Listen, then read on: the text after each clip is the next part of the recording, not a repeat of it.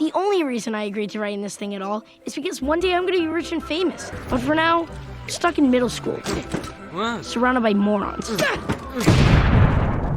Hey Greg, you have 4 movies coming your way. Yay movies, wait what? In the first 3 movies, you're gonna be played by the guy who played the giraffe but as a baby from Madagascar 2. Wow, awesome. Also, your brother is gonna be played by the teenager in Saw 6. Your mom is the abusive girlfriend in The Hangover. Your father is the best friend of the cat in Stuart Little. Your friend is Curly Howard, and your devil brother Manny is played by twins. Wow, that's awesome. Such popular movies, but you said the first 3 movies. The 4th movie will have you played by the kid in a crappy A24 movie. Your dad is played by the dad in Mars Needs Moms. Your older brother has acted in TV shows you never heard of. Your younger brother is played by twins, and your Satan spawn of a mother is played by Batgirl. That doesn't sound so bad. For the worst Batman movie!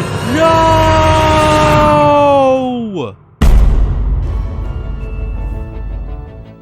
Wimpy Kid, a popular book series that has 20 books plus the spin-off titles and counting. When you think of Wimpy Kid, what media comes to mind? Books? Video games? A freaking musical that you never heard of? First of all, let me get this straight. What if I told you the first thing that came to your mind was the movies? Ever since the first book came out in 2007, Which Intern was based on an online book that had over 1,300 pages? Which Intern was based on a sketch in 1998 on a cheap sketch pad? Hollywood saw dollar signs, but the studios had different ideas on how they want the movie to be. How about we have Greg as a drawing, but everyone else is real? No, Jeremy, that will not work. How about Greg is played by an adult, but everyone else is a kid?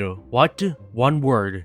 Animation. I got an idea. How about in a dark, dystopian future? Aliens have taken over the world, and it's up to Greg and Valley to push the last remaining resistance onto victory. How about we just make the movie just like the book, but make it real? Yeah, that'll work. And so the film was greenlit. Writers walked in, writing about 10 different drafts before the final draft was ready to be filmed. In one such draft, Greg runs into a party that is very formal in his underwear. The director for this movie was Thor. Not that Thor, this Thor. German director Thor Frudential, who also served as a storyboard artist, who had previously directed Hotel for Dogs from Paramount Pictures. Like Greg, Thor had a journal, not a diary, with illustrations, but since he grew up in Berlin, his entries aren't in English. Lieber's book, Gerard war ich ein Staffelot von Werner Eclair, were nun letzte geworden. Thor. After the filmmakers got a director, who had the same name as the God of Thunder, the search was on for Greg Heffley. Thousands of kids auditioned for the role, but no one seemed like the perfect fit. Alright, take 2. First of all, let me get something straight. This is a journal, not a diary. That's girl stuff. Thank you. Next. Aw, crud, when are we gonna find the right one? Hey everyone, he's perfect. Zachary Gordon's birthday wish was to obtain the role, and now this wish was coming true. Next up, the producers needed someone to play Greg's best friend Rowley, and they chose Robert Capron. Robert had done some acting as well, having small roles in Bride Wars and Hachi a Dog's Tale, before having a much bigger role in The Sorcerer's Apprentice. I also discovered that he would star as the main character Mo in a short film I found online called Growing Pains, directed by Indy Dang. It's about a teenage boy diagnosed with cancer. Now that's serious business. After getting their roles, Thor had the actors audition together so that the audience can be convinced that they were real friends. I think this movie made it great that they knew each other. And for the first movie, it focuses on the relationship between Greg and Rowley. And with that out of the way, cue the title! The movie begins with a sexy teenage look. He tells Greg that he's late for school, and from the clock that is shown, he ain't lying. Greg rushes downstairs to get ready, only to get attacked by his father, Frank Heffley. Frank is played by Steve Zahn, who, as I said earlier, was in Stuart Little, and was a nominee for the Satellite Award for Best Performance from an actor in Happy Texas. He's also Bad Ape in War for the Planet of the Apes. But it's early in the morning, Frank says, and the teen's asleep, so Greg can't blame him. Rodrick definitely rules. Rodrick is played by Devin Bostick. He played Brent in Saw 6 and Ezio in Assassin's Creed Lineage. He is also later set to be in Christopher Nolan's Oppenheimer. Like everyone who gushed Rodrick, I think he nailed his role as the bully teenage brother. We then have the drawings of the book come to life, and finally, a title. These animations were done by Custom Film Effects. In order for this to be done, the animators recreated an illustration from the book and reimagined it as a 3D environment. They would then create a shaded version of this 3D environment to give them an idea of how characters would look as solid shapes, and eventually remove the shading, leading to the final result. Here's my journal. Now, shoo. First of all, if you're not familiar with why a boy would write in a diary, This is a journal. sorry, journal, is so that one day he could be rich and famous. Why did I ever say no to him? But of course he has to go to a middle school with a bunch of morons. After the intro, let's meet the rest of the Heffley family. Greg's mom Susan, who's played by Rachel Harris. Last seen playing as Stu's abusive girlfriend Melissa in The Hangover. I could smell some foreshadowing here. and Greg's younger brother Manny, who is played by twins and looks nothing like in the books. Twins Connor and Owen Fielding played Manny. Props to the crew for having these twins to play a toddler, in case one of the twins who are playing Manny decides not to cooperate. Greg spends his first day at middle school, and like everything school is portrayed in the media, is sucky. What are those guys even doing? Hey Rally, and looking good. And your Spanish is making Greg jealous. Greg and Rally aren't the only recognizable faces though, because there's the weird kid Fregley, played by Grayson Russell, who had a role in Talladega Nights, and Chirag Gupta, who I don't think is Indian in the books, and not even from this area. Filming was done in Vancouver, Canada, so it's natural that most of the actors you see here are from that region. After a game of capturing the flag with shirtless abs, Greg and Rally hide behind the bleachers with a new face. This is Angie Steedman, a movie-only character who is supposed to serve as the voice of reason, I guess, because Greg in this movie acts like a brat to Rally. Angie is played by Chloe Grace Moretz, who is Emily Cohen in Dishonored and will later go on to be a major film actress, after which we are introduced to the infamous creation by Cal Kine. It must be dead, Rally, let me poke it. Good God, man! You almost got the statue. Chirag is played by Karan Barr in his first ever role. Like Chloe Grace Moretz, he would later go on to be a major film actor, landing in such roles like Mr. Peabody and Sherman, as well as Pacific Rim Uprising. Chirag explains the story behind the cheese. No one knew where it came from, and no one touched it. That is until a kid named Darren Walsh was infected. After, it spreads like wildfire, to which it can at least 10 students, including Darren, getting the touch. It ends with a German student named Dieter Moeller getting the touch and moving back to Germany. I'm going to be counting Dieter Moeller, as well as the student that got the cheese touch before, as infected, as we don't get to see him get infected prior to this moment. What's up with these subtitles saying "but"? After school, Greg decides to get a little nosy and look into Rodrick's yearbook. Oh man, this room is a wet dream for teenage boys that are punk rockers. For the rooms, the set designers didn't have much to work with for Greg's. They decided a pirate theme would be best since Greg dresses up as one in the book. For Rally's room, since the designers knew that Rally was just a child on the inside, they had a little more to work with. Space and dinosaurs, space and dinosaurs. As for the Teen King himself, the designers had a lot more to work with. Teenagers love privacy, and instead of a basement for Rodrick's room, there weren't many houses in Vancouver that had them. So now Rodrick's room is in the attic and now became the ultimate teenage hangout. Rockin'! But Rodrick catches in on them and forces Greg to hide in his room. I'm going to kill you. Literally kill you. No timeouts, only death. But a potty emergency forces him out, leading to this very incredible scene.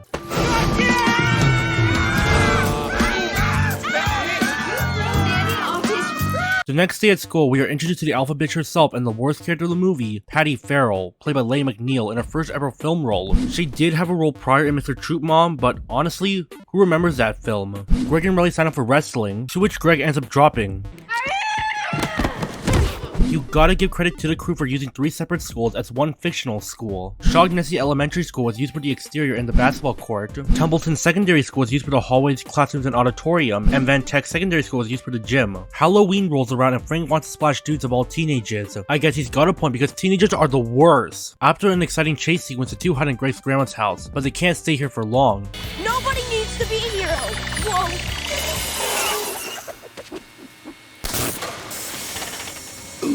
So they escape into the woods. I had to do some research on the teenagers' names, and they are Pete, Carter, and Wade. But I swear I've never heard those names before. After escaping through the woods, they arrive at Greg's house before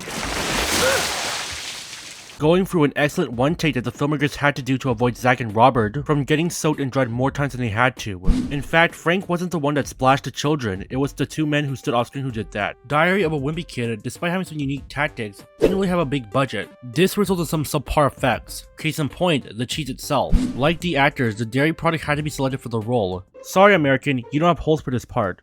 Ugh, I gotta get a new agent. We tried everything, Alex. American, cheddar, provolone, and we still don't have our cheese. Let's just go get lunch to keep our mind out of shooting. We're having cheese fondue. Fondue? Melted Swiss cheese in a pot stirred with bread. Did you say Swiss cheese? Yes, Swiss cheese has holes in it. And the cheese in the book has holes. We cracked the code, everyone! Using the aging effects of a real slice of Swiss cheese, the dairy product you see in the movie isn't there at all, it was just a computer graphic done by graphic designer Deborah Burns. A silicone blank was used for the cheese, and the effects added to it made the cheese look good enough to eat. Easy cheesy. At school, Greg and Riley join a safety patrol, in which they must walk the preschoolers to the daycare. They come across the teenagers from Halloween night, and had to improvise by pretending to be one of the preschoolers. Do these clowns have prosopagnosia? Hey there, it's me during my editing phase, and I just noticed this. So one shot I have Greg along with a kid in a green and gray jacket, along with another kid who looks like a young David Diggs. Notice the positions of the two. Then we have the next shot. Bam! They're reversed. I caught you, movie. Time passes and the cheese looks worse for wear. And Riley gets a bike for Christmas, which looks like the one toddlers get. Greg, of course, decides to be a sociopath and knock Riley off the bike with a football. In this scene, Zach pretended to throw the football, which was later added as a visual effect, while Robert was replaced with a stunt double on a bike with a front wheel attached to a cable. The stunt double wore padding and was totally uninjured. So Riley becomes popular at school, Greg's now an outcast, and so Greg and Riley decide to form a comic strip together. Zooey Mama! Because Riley's arm is broken, Greg has to walk the preschoolers to the daycare. In the rain. Without their parents driving there or dropping them off. They must be neglectful or something. But suddenly, Greg sees a truck that he believes to be the same teenagers that chased him and Riley on Halloween. So what should Greg do? Ooh, chase him with a worm! That's what Greg did to the preschoolers in the book. But we need Greg to do something worse than that. How about we just have Greg walk around like a normal person? I mean, it's raining, the teens can't tell faces like shown earlier. I got it, have Greg hide him in a pit. Of course, Greg hides him in a pit, and because he's wearing Riley's jacket, Riley takes the blame. Until Greg tells the truth. And this is the major turning point in which Riley and Greg stopped being friends in the first place. When this film came out, reviewers immediately trashed Greg as a character, with one reviewer saying, "I really thought he was unpleasant. I did not want to spend time with him. I could not wait for the end of this film." And they have a point of disliking him. Apparently, it's supposed to be the point at which you're supposed to dislike the character, and his redemption is meant to be earned by the end. But I wouldn't blame you if you haven't read Diary of a Wimpy Kid, and saw this movie without knowing the book's existence, and hate this boy. After breaking up with Greg, Riley decides to hang out with another student named Colin Lee. He's played by Alex Ferris, who played a young Henry in The Time Traveler's Wife. With no friends, Greg decides to turn to Fregley, but he has a bit of a sugar rush going on. After Fregley's meltdown, Greg discovers a note with a special delivery.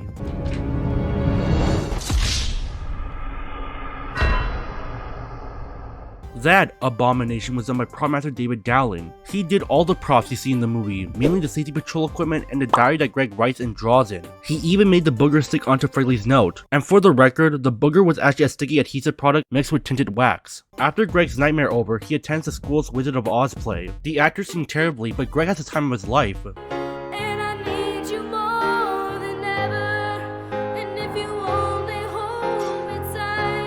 The actors aside from Zach you see here are actually singing, but I don't know if they're singing intentionally terribly or actually trying. But when Greg is singing, that's not Zachary Gordon, that's LJ Bennett. And I need you now tonight, and I need you more than ever. Yes! What a lovely soprano! The director is impressed, but Patty acts like a self-entitled brat. I'm sure Lane McNeil is a nice person and all, but Patty Farrell is the worst thing to exist in the film. Greg may be somewhat of a jerk, but he is a saint compared to Patty. And apparently, being teased in kindergarten allows you to use your position to threaten a teacher's job. My mother is the president of the PTA.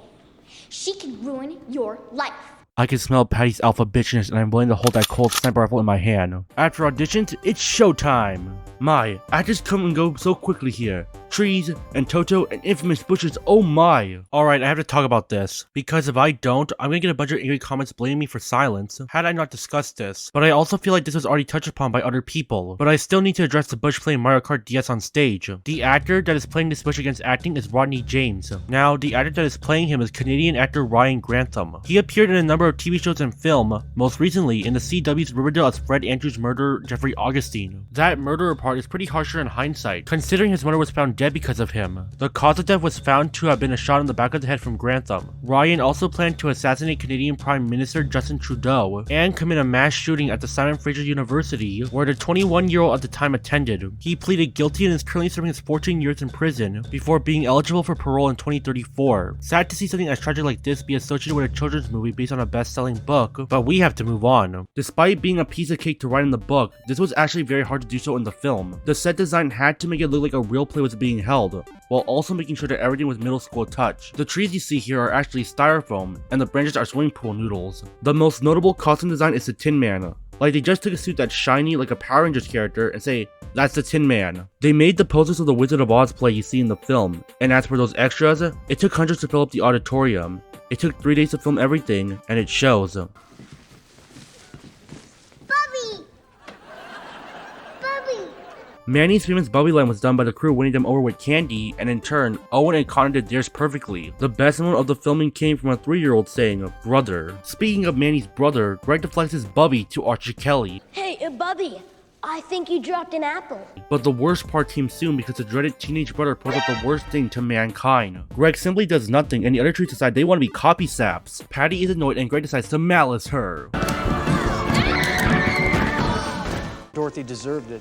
At home, Greg is left with nothing until Roger decides to commit some Oedipal Tonga. The mother and son dance was not even in the original book. The writers had to find a way to spark Greg and Riley's relationship to a boiling point even further. I like how many of the boys don't want to be there, but Riley's having the time of his life with his mom. And believe it or not, that's actually Robert's mom in real life playing Riley's mom, Kay Capron. And the hardest scene to ever be filmed for this movie happened here. First off, the designers had to create the mother and son dance from scratch inside the gym, complete with streamers, balloons, posters, and even a disco ball. But that's not the hardest part. The hardest part is this scene. We already have plans.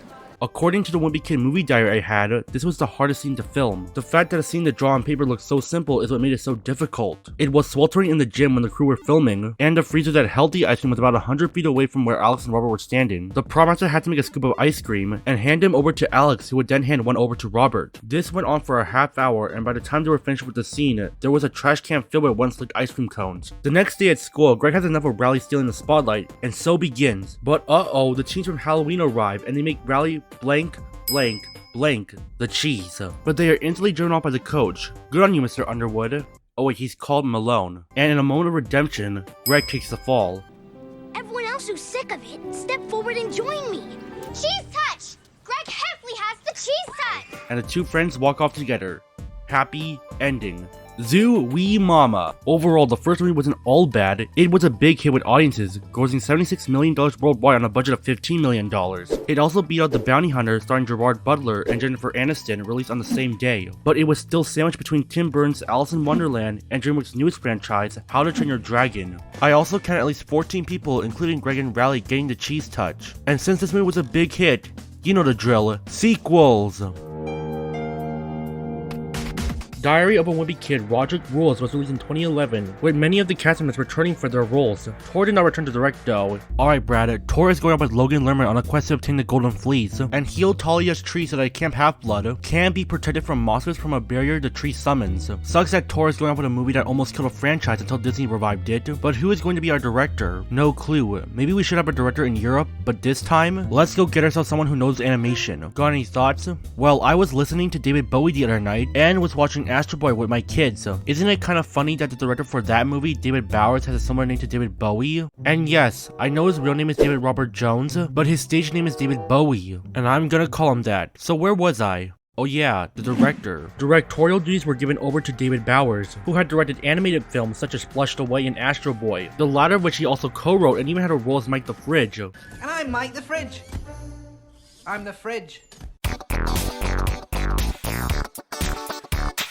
Jeff Judah and Gabe Sachs return as the writers, but the other two writers for the first movie, Jackie and Jeff Filgo, do not return. Many people say that this movie is better than the first one, and it does show. Greg isn't much of a jerk here like in the first movie. I thought the first movie was just okay, but the sequel ramped it up. Like in the previous movie, which focuses on the relationship between Greg and Riley, here's between him and Rodrick. Cue the title. The movie opens at a rolling rink. They see me rolling. The filmmakers wanted this movie to start with a bang, so a rolling rink that wasn't in the original book was added. There was a rolling rink scene in The Last Straw, however, but there it's called the Roll Around instead of this movie's Rocket Rollers. There weren't any rolling rinks in Vancouver when they were filming, so the filmmakers had to make everything from scratch. They used the P&E Agrodome Arena, most commonly filmed for sports movies, and made everything from the lights, the murals, and even a working slushie machine. At this rolling rink is cheese victim Rowley and the new cheese victim, Jeremy Pindle, who I swear don't know the actor who portrayed him. I checked the credits and IMDb page and still nothing. Maybe some dire Wimpy Kid fanatic may know. Also at this event is a new girl Holly Hills, played by Peyton List, who would later go on to play Tori Nichols in Cobra Kai, and serial killer Eileen Wuornos in The Awful American Boogie Woman, a film so terrible that the highest rated review of Letterboxd said, "The yassification of Eileen Wuornos." Greg wants to impress Holly, but like in every movie based on a children's protagonist who is portrayed as somewhat of a jerk, fails. Rodrick is smarter than a fifth grader confirmed. After that embarrassing event, Greg has a pretty sour relationship that ends up literally crashing the party. The kid that you're seeing here who has her birthday party ruined by the Wimpy Kid is Dahlia Bella, who, if you grew up without cable, is Agent Olive in Odd Squad. After a title card, Susan tries to make Greg and Rodrick bond together by simply giving them money every time they bond. And then it's time for Greg to go back to school, where the worst character returns to be the alpha bitch once again. I can see that snide look she made. That devil. After school, Greg sees an ad for the talent show upcoming where Rodrick must win no matter what. To make them bond, Susan makes Rodrick help Greg with his drumming, while Manny's finding out ways to get Karma Houdini once more. Man, 3's a big lie, and soon you'll die. Say goodbye. Fuck you.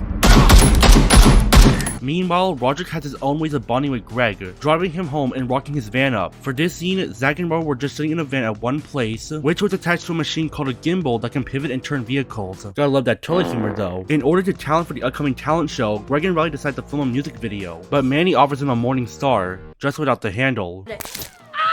This kid is so evil, they didn't attend service. But Greg seems to have pooped his pants today. But we have to attend the service with the cameos in the film. Director David Bauer's parents are there, along with author Jeff Kinney. But Rodrick must sin, so he reveals the truth underneath. He's pooped his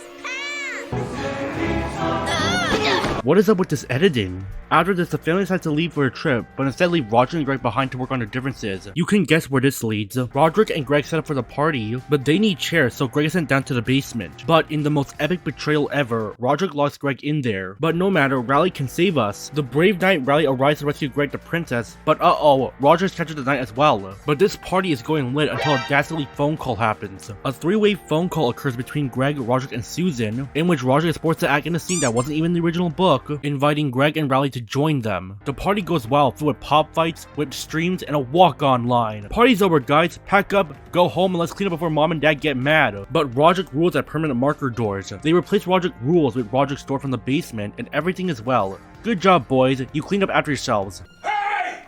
What the fuck? Okay, maybe not. Look, don't!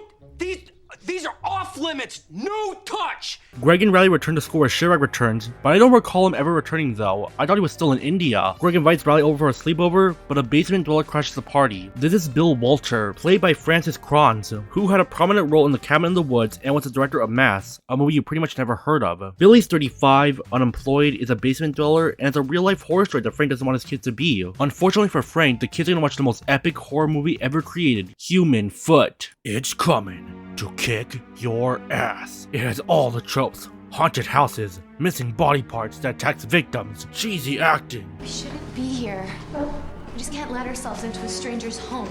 And surprisingly some well-known actors. Benjamin Hollingsworth, who played Terrence in the film, had a role in Cold Pursuit starring Liam Neeson, and Alicia Rotar, who was Ingrid, had roles in Arrow and Supernatural. Greg and Riley get too scared to watch further, only for them to get further scared by Manny, the nosy brat. But Greg and Roger should have played smarter in covering up their party, because the bathroom door won't lock. But they covered up while Roger performs some ninja moves. But Roger betrays Greg once again, while the infamous Cheese's ghost still remains at the school. Chirag actually makes a pretty clever prank on Greg to make him exist, aside from just simply telling the teacher about this in the book. Meanwhile, Greg and Rodrick bond. They go to Quick For You, Thank You, Come Again, and play Pukingtons, which creates a very exciting chase sequence complete with rodentry, mall house rock, and vandalism. Alright brothers, you're fully bonded. Just make sure your parents don't find out what you're up to. Both boys are grounded, with Roger being kicked out of the band. Further consequences include being sent to Leisure Village to be watched over by a bunch of the elderly. This retirement community was filmed at an actual retirement community called the Hollyburn House. Actual residents of this community were blended in with the actors that are portraying the elderly. See if you can tell who's who.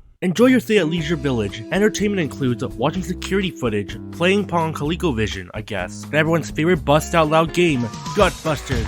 Nah. Hi Holly, you're here too and you're visiting your grandma. That's great. I'm here with Grandpa Judy. Holly has sibling issues of her own too. Her older sister, Heather, as far as I'm concerned, isn't seen in this movie. But that doesn't mean her actress was there. Remember that conga line scene? Yeah, that's Melissa Roxburgh in her feature debut, while Grandpa's being played by Terrence Kelly, who played the judge in Walking Tall that had the rock. After a quick bonding scene between Zach and Peyton, Roger becomes a prick once again and steals Greg's journal. Greg ends up trapped in his underwear inside the woman's restroom. Greg manages to flee just in time to Put on a show. I wanna see how you lose control.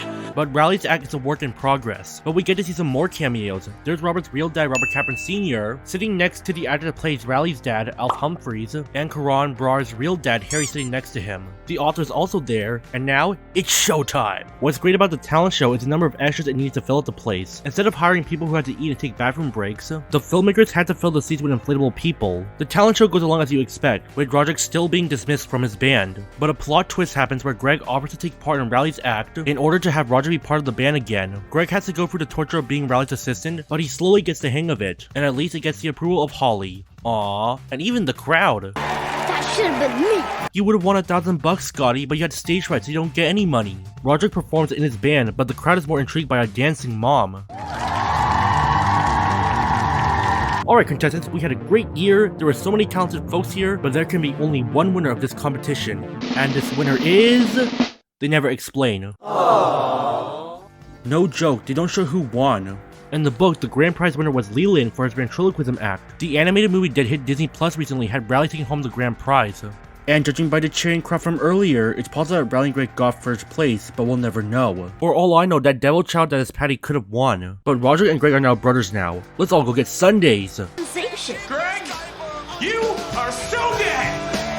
Or not. I agree that this movie was better than the first, and the numbers show. The movie made back $72.5 million on a budget of $21 million. It beat out Sucker Punch, which debuted the same day as this film, but the first Insidious movie was just around the corner and Limitless just hit last week. But hey, it's still better than Mars Needs Moms. But fans were ready to go back to a third one. Diary of a Wimpy Kid 3 Dog Days was released in 2012 and was the last to feature the original cast. People change over time, and Zach's no different. He was a foot taller and was sounding more deeper than usual. It wasn't just Greg who had changed, Riley's been different ever since he said stooging time as Curly Howard, and had to wear a wig upon returning to be the Wimpy Kid's best friend. And it wasn't just the actors themselves, the film wanted to start with a bang and end with a bang. So instead of adapting The Last Straw, the filmmakers decided to take elements from the third book, The Last Straw, and the fourth book, Dog Days, and made them into one film. Like the previous two movies, it's all about relationships. Only here's between Greg and Frank. None of the writers returned for this movie, but David Bowers did return to direct, along with producers Nina Jacobson and Brad Simpson. Instead, the writers this time are Wallace Wolodarski and Maya Forbes, who co-wrote Monsters vs. Aliens and are married in real life. And now, cue the title! The movie begins at a community pool. Splashing! At this pool are hairy abs and water that has clearly seen better days. And Manny's washing his hands in the toilet.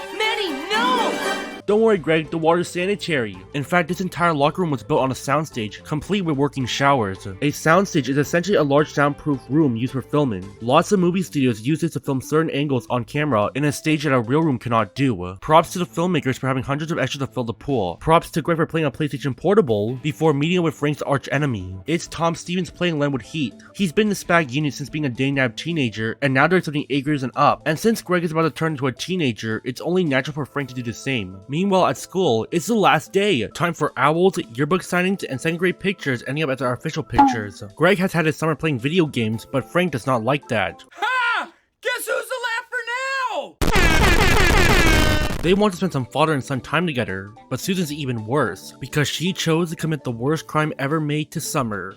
Reading. Not by reading fun books like Captain Underpants, Percy Jackson, or maybe Harry Potter, but by Susan forcing them to read the classics, like Anne of Green Gables, Little Women, and something written by someone named Charles. I assume it's Charles Dickens and the book may be Oliver Twist, but I don't know. These aren't for Greg though, so he goes off into war.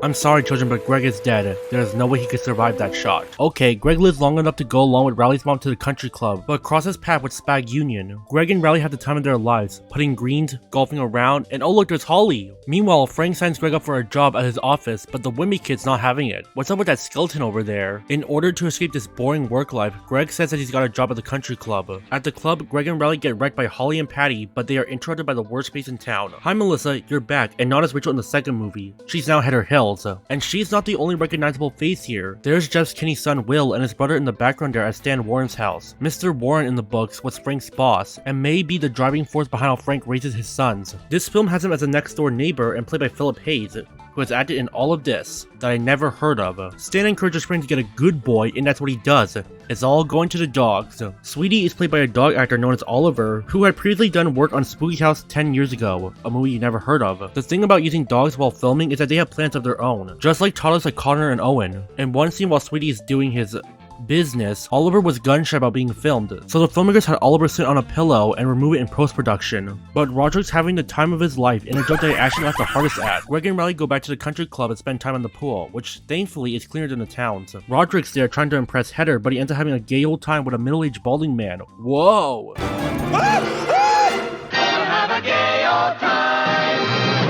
The two then go to a beach boardwalk where Greg is staying with Riley's family. The actress who was playing Riley's mom was recast, while the mother and son dance scene had Kay Capron filling in for his mother. Here she's played by Bronwyn Smith, who appeared in a bunch of TV movies you never heard of. Even though Greg's uncomfortable with the Jeffersons' lifestyles, you can't deny that they share some good chemistry. In real life, Robert Capron, Zach Gordon, and even Jeff Kinney are friends, often riding roller coasters together at amusement parks.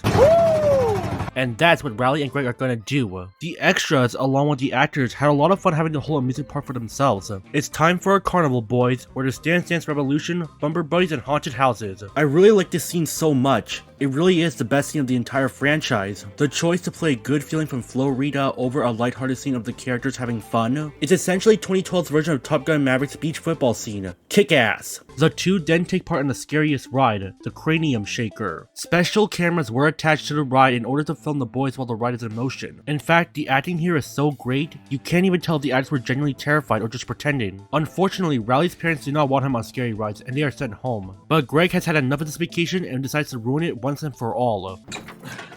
Can I help you, officers? He's got a knife!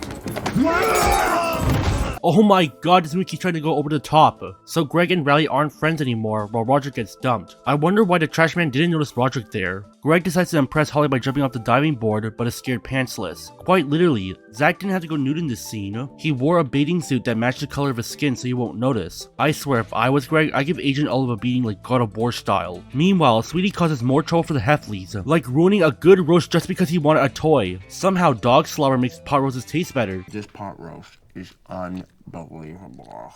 So give it to your dogs, kids. Meanwhile, at the country club, Greg and Riley rekindle their friendship while Roger gets a gig at Heather's birthday party. Loaded diaper activate. But Frank still wants to ship Greg to Spag Union, and the ad comes onto a disc for some reason. Welcome to Spag Union, a place of once ratty boys who are forced to act all friendly and nice to avoid the torture inside. Look at these kids, they're being held at gunpoint here in this commercial. Lying to your parents? Spag Union. Hooked on video games that you play for 2 hours a day? Spag Union. Planning on committing a crime in order to become infamous? Spag Union! Also, 2 hours of gaming is shockingly small for a day, according to comments I read online. What's even more shocking is that the average gamer plays about an hour per day. I guess because people get burned out after an hour of gaming? I mean, I don't play multiplayer games that often, and considering how long gaming feels like when you're playing, it feels like I'm lagging behind everyone else. I guess because I'm more into film and TV shows nowadays. Shocking here is that Roger does not want Greg to be sent away. Best brother ever. In order to stay where he is, Greg goes with Rowley, Shirag, and Fregley to camp. The weather's amazing, even if the filmmakers filmed everything under a tarp during a downpour in real time. Unfortunately, a warrant arrives and the troopers have to move out. Night arrives and Fregley's ready to tell a horror story about a muddy hand. Once upon a time, a wilderness explorer chopped off his hand while cutting one for the troopers. The explorer disappeared, but the hand still remained. A group of boys go to check out the explorer, but end up not returning. And the only thing that was left was the muddy handprint. Alright, scary stories over, boys. Hope there are no palm bums out there. Why'd you do that? Frank and Greg have a heart-to-heart moment while the latter plots his revenge against the Warren. I don't think Honey stays sticky that long, Greg. They get some ants from an anthill, but the troopers have to hide from the Warren. But these ants have found a new victim. Don't worry, Greg, these ants are not real, they're computer generated. But Greg gets in big trouble for this prank until he learns a big twist. A store-bought s'mores maker? A TV? Pre-tied knots! Stan, you're a phony. But the movie's not over yet. After another heart-to-heart at the motel, and a cameo from the director, it's time to rock out at Heather's birthday party. Remember, the filmmakers want to start with a bang and end with a bang, complete with an ice sculpture and chocolate. Jeff Kinney's back one last time, and Roger's band gets to perform big time.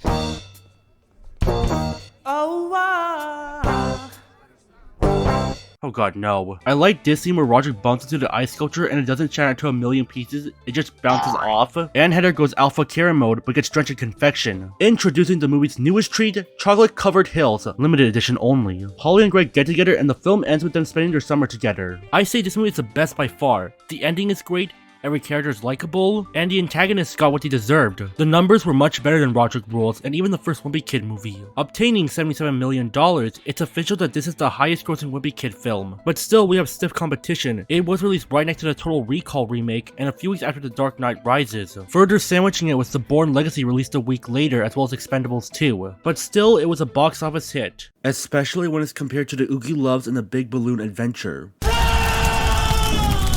And sadly, this was the last. The cast has grown old, and bigger careers were ahead. But that doesn't mean the story ends there. The Wimpy world continued. Dog Days was released a few months prior to the third wheel. After that came Hard Luck. And after that came The Long Haul, based on Kinney's own road trips in the 1970s. Considering how Dog Days made more than the last two movies, it made sense to replicate success. So instead of Ugly Truth, Cabin Fever, Third Wheel, and Hard Luck, the filmmakers chose The Long Haul. But even if Dog Days was a success, it still paled in comparison to the actual biggest movie of the year around that film's release, The Avengers by Paramount Pictures.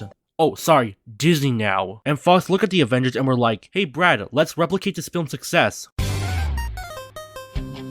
So even before the trailer begins, it copies the MCU opening crawl. This is why you see stuff like a Caped Crusader, a web-slinging hero, and the Wimpy Kid as a superhero before the trailer actually begins. Are you kidding? Considering how everyone who played the Wimpy characters has now grown up, it's time for the filmmakers to find a new cast. Hey Troy, we tried auditioning a bunch of kids, and none seem like the perfect fit. I feel so bad for them. They're talented, just not what we're looking for. I can play the role. He's perfect. So Jason Drucker, known for his role as Tommy Miller in Every Which Way, landed the role of Greg. He would later be in Bumblebee as Otis Watson, which I think is far superior than this film, but he had curly hair, so the makeup artists had to correct it for him. Remember how I said that everyone grew up and out of their roles? Well, according to IMDb, the adult actors were busy with other projects, so a new cast was necessary. And it's not just the roles, the story, despite being based on the long haul, had to work as a film. In the book, the Halfleys go on their trip to meet with their Aunt Loretta, but they never end up arriving at the place, so they turn home. That wouldn't work out as a film. And what's the one thing that any story needs to be good? Conflict. Compared to the last 3 films, the only source of plot Diary of a Wimpy Kid has was the relationship between family and friends, with a random event from the book that either straightens or strains the relationship even further. The long haul needed some conflict to drive it further. See what I did there? This film has them racing against the clock into heading to Mima's, Susan chose that name, birthday party on time. Mima was then in the book's canon, but the writers had to include her in as a lie to make the story work. It wasn't just Mima the writers added. Originally a scene of Fragley and Chirag would make their comeback in a laser tag at a bowling alley was cut. Another part of the original draft that was cut had the Halfleys being rescued by a Spanish band known as the Metallic Chihuahua, which made their rocking introduction in the recent Diaper Overload. After Greg was cast, filming was not set in Vancouver, Canada, but rather Atlanta, Georgia.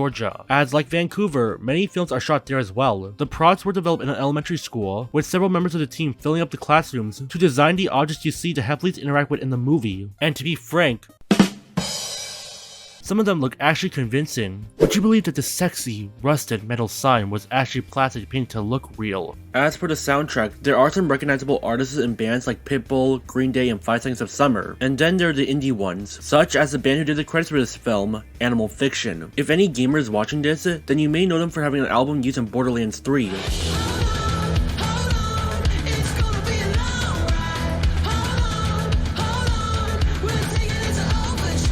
As for the writers, things begin to turn south. Alright Jeff, we have a movie planned, we just need a screenwriter. We can't get the original writers, they moved on to other projects. I got it, we write the movie ourselves. That's a great idea. Even though I only wrote 1 movie before, and you are an author but not a screenwriter, but you still wrote the books this movie's based off of. What could possibly go wrong? Spoiler alert, a lot of the movie. A director writing his or her own movie isn't all in all bad. Quentin Tarantino, Christopher Nolan, and even the legendary Martin Scorsese wrote their films, or at least some of them. But in most cases where the film is pitched and directed, the studio hires a screenwriter to pen the film. Even famous directors like David Fincher, Ridley Scott, and Alfred Hitchcock, which this film took inspiration from, never wrote their films. But since David Bowers and Jeff Kinney were not Nolan nor Tarantino, some red flags emerged. And it further emerged when we cue the title. The movie opens with a wild time, because the Halfleys are going to Corny's, y'all. The newly recast Halfleys brought along a recast Rally, who looks like a DH version of Robert Capron. But Corny's is corny, with the kids swallowing from the ice cream bar, napkins everywhere, and wailing infants. Oh my god! It makes you question why the health department hasn't sued this place yet. I don't blame the kids and extras in here though. Production had a wild time turning an old empty building into the restaurant that you see today. They even created a mascot that you never seen in the film, and a backstory for the first ever corny cook, Ron Hammond, which also never appeared in the film. Family dines about the 3 things: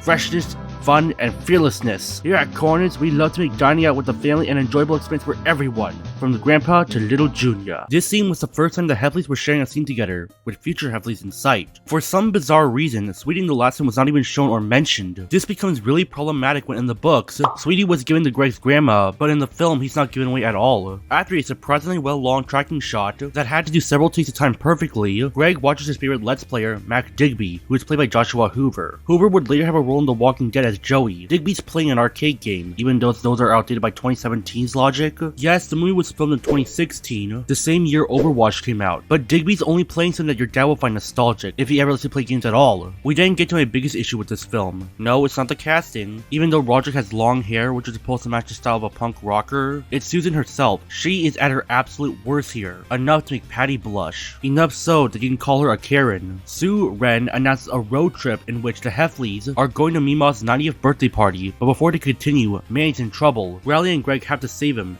After some kid crying and butt bumping, Manny turns out just fine and he's planning his escape. Greg goes after him but ends up in the ball pit, where he should have been more careful in where he placed his hands. Greg is now a laughingstock before the title even begins. Alright, a surprisingly good updated version of the background. Greg explains how his mom ruins everything, and it's true. His mom is a ruiner of everything. Greg feels that his life is ruined, even though I don't think memes last forever. A joke gets stale after being used frequently, something that Greg doesn't understand. To cheer up, Greg watches McDigby again, playing Cooking Mama. Oh, I'm sorry, Mushroom Makoto.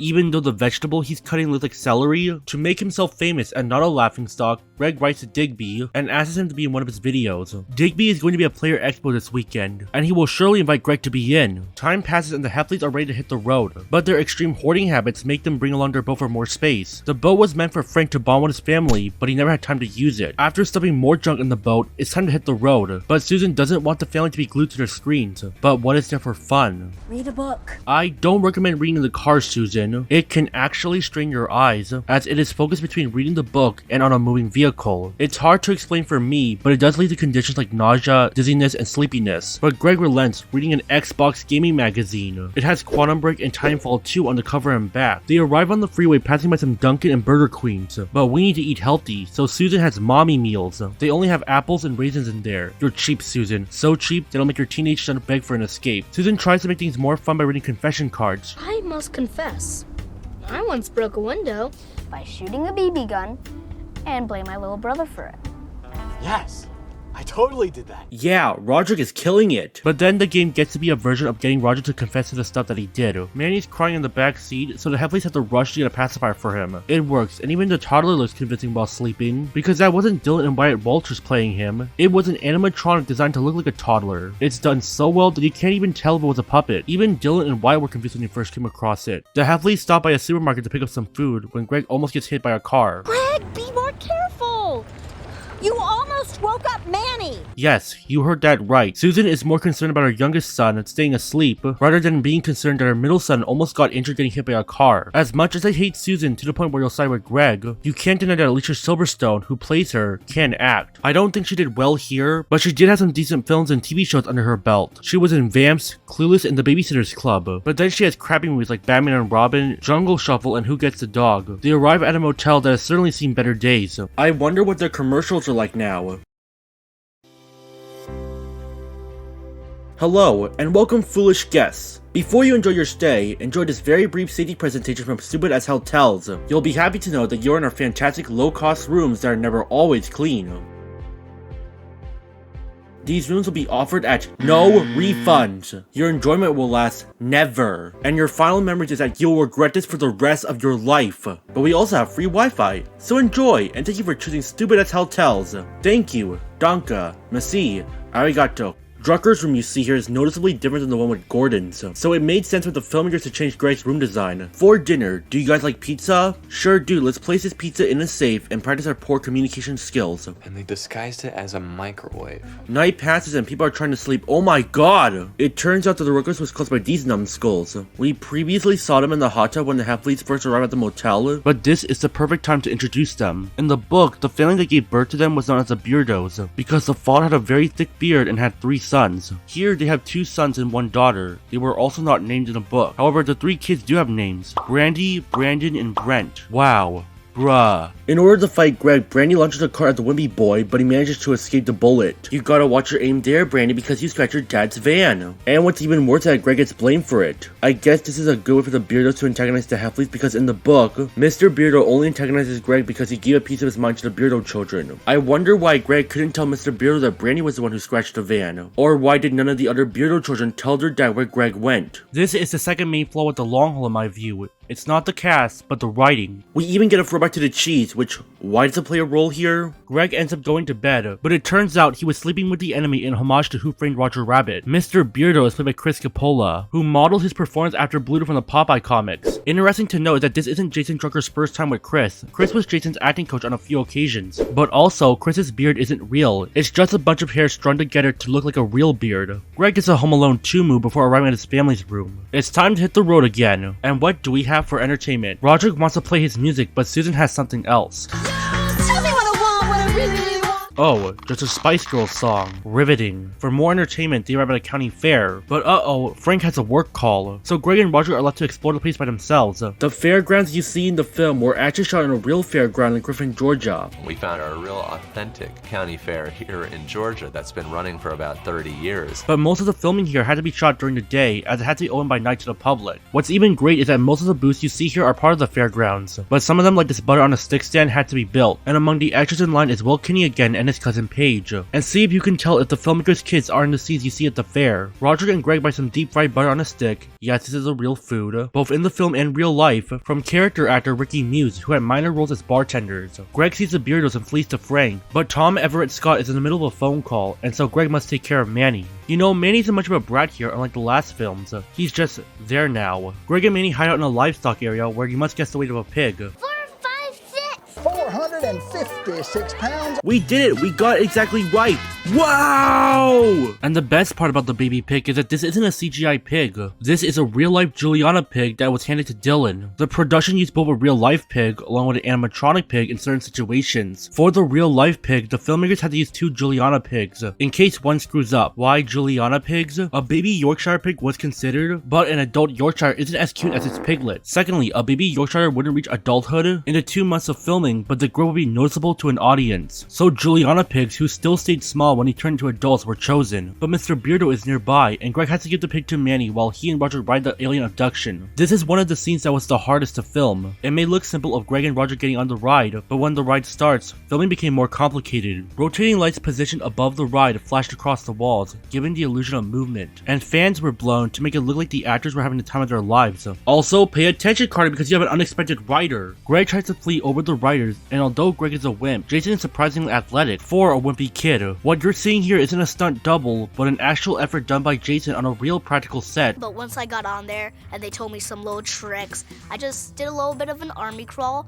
I got down and I wanted to go back up again. Almost as much as the Patty look-alike, having her pigtails on fishing wires that were lifted up, and so thin you can barely see them. However, when Beardo clutches Rodrick's stomach, making him barf, it's all computer generated. The family hits the road again, bringing the Juliana with them, but Greg has to pee, so we get a peeing joke that lasts for 40 seconds, along with the pig going potty time, and then we get a fart joke. God, we love toilet humor. The Heffleys then pull towards another motel that's much better than the one before, complete with a snack bar. But where's the piggy gonna sleep? Aw, how cute. Just make sure to keep an eye on it, on how it was able to open the mini bar and raid everything. This will probably cost more than the hotel room. I have an idea. Lie and say you went for the mini bar. The family hits the road again, but Frank needs some work time, so he needs to make the call. Out of the Heffley family, I think Tom Everett Scott sold it to me. He was in good films like La La Land and Clouds. He was also Detective Clark in Southland. He may be the best actor in the Heffley family, at least in my opinion. As much as bad rap the long haul gets, you can't deny that it was complicated to shoot several scenes. First off, the interior of the van was shot using a buck car, which is essentially a vehicle without wheels that sits on a set of rails. You can slide parts of the vehicle to film certain shots that are difficult to pull off with a real car, but when the vehicle moves, a special truck with a flatbed would hold the cameras, directors, and a few other people. The rest of the crew would follow in their cars. They were spray painted black so they wouldn't catch reflections on the windows of passing vehicles, and those passerbys were driven by stuntmen, not extras. Although there are extras when the Heffley's car is stationary, Roger gums up everything, first by chewing very loudly and making the gum stick to the sunroof. This is why electronics are important, Susan. They would be distracted with their headphones on and watching Mac Digby and stuff. Chaos ensues with trucks blaring, pacifiers being dropped, pigs being hoggers, and now being roadkill. This scene surprisingly went without any problems, despite action scenes in a car being more complicated to film and the fact that the pig that tried to escape was an animatronic designed by Paul Macias. After a family argument to which Greg reroutes the GPS to the player expo, we get a deeply emotional scene where the pig must say its goodbyes. Parting is such sweet sorrow if I actually cried here. To which I did not.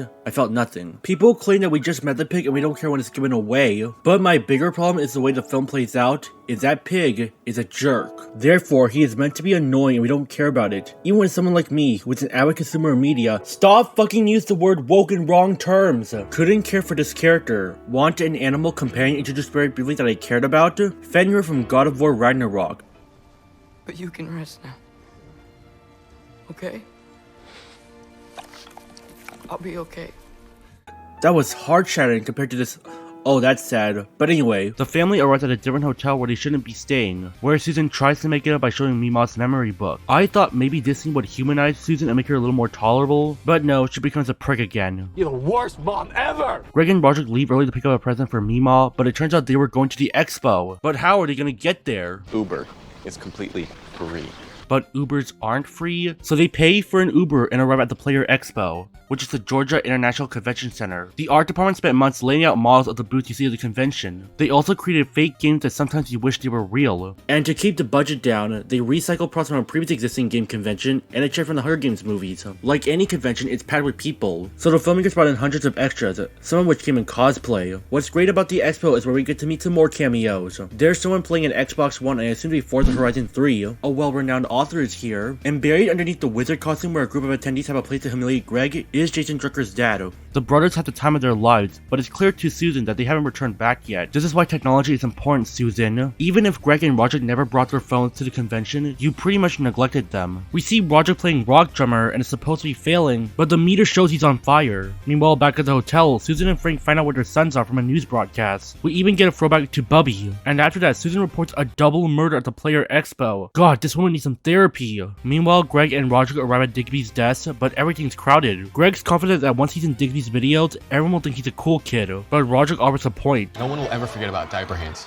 It's way too funny. But the line's crowded and Susan just arrived, so Greg must sneak backstage to be in the video. Greg's having fun, but Digby almost won, but Greg messes up and you know who to run from? Susan! Greg Heffley, you are grounded for life. Oh my god. This is the moment where you want to punch Susan in the face and change her name to Karen. Yes, she was understandably angry at Greg for leaving without her permission, but Sue Rin decides to humiliate Greg even further by revealing his secret identity to the world. Diaper hands! We're Heffley! Diaper hands! We're Heffley! Diaper hands!